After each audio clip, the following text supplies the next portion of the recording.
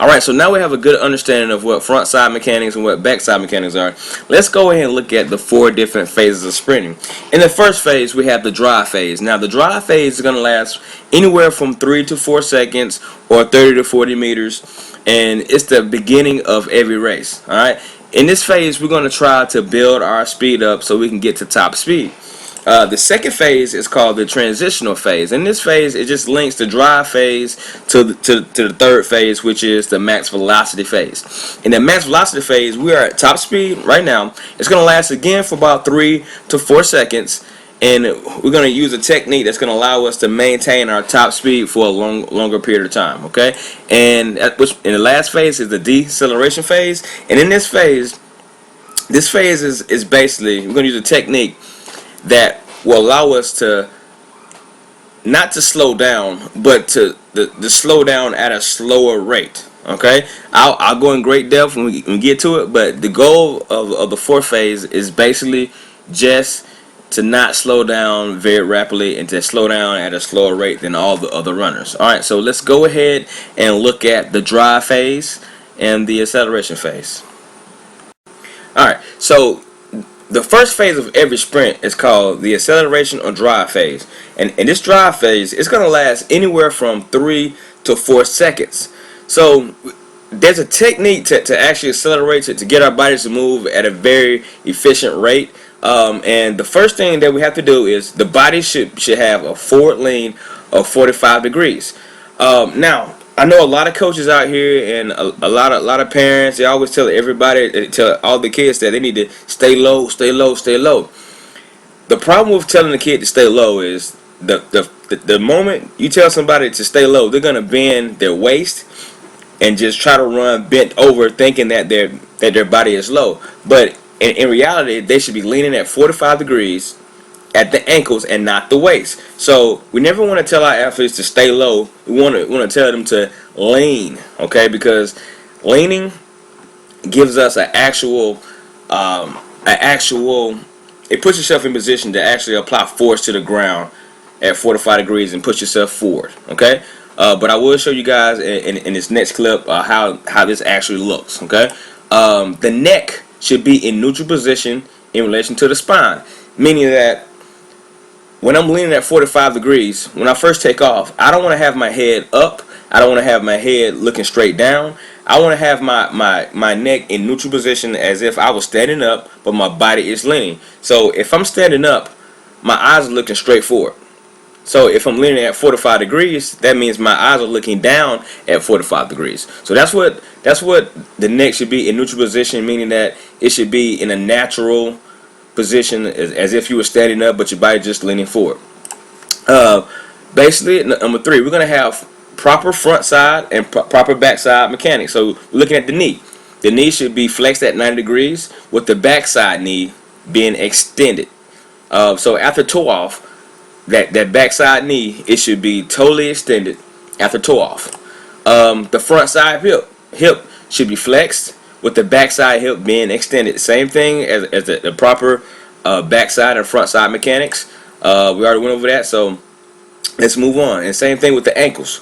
Alright, the ankles, the front side ankles should be flexed for ground contact, while the backside ankle extends at toe off.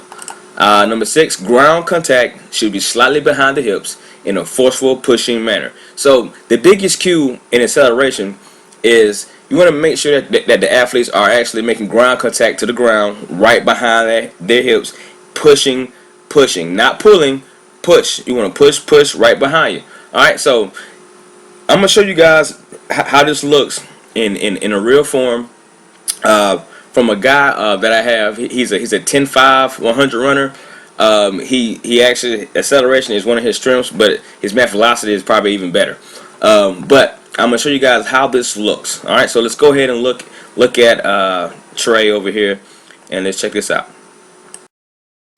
All right, so now let's go ahead and look at Trey. He actually just cleared the blocks.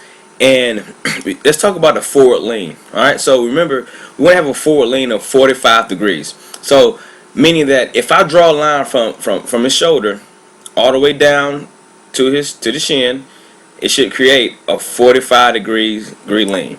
Alright, so he's leaning right now at 45 degrees. Looking at, you're talking about the neck being in a natural position. His neck is straight as if he was standing up, but he's leaning forward, and his eyes are looking down here at 45 degrees. Same thing, okay?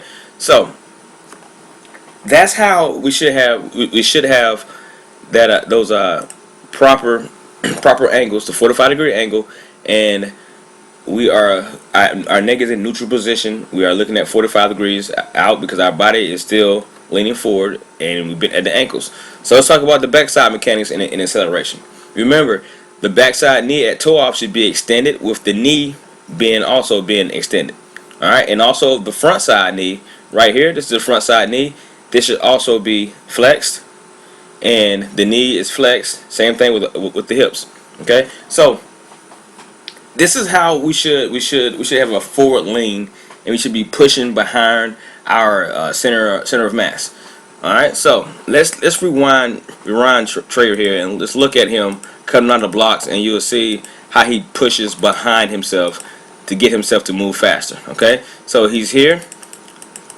He gets in triple extension, and this step here is going to push down back here, down and back, allowing him to go to the next stride and push off. Alright, so he comes through, he gets here, and now from this angle right here, we want to see Trey's foot. His foot should go this way, down and back. You don't want to open up too much from 90 degrees for his front side knee, and you want him to be pushing back behind him. Okay, so let's look at that. Let's see what Trey does. He opens up, and now he's opened up just a little bit, but it's still at 90 degrees.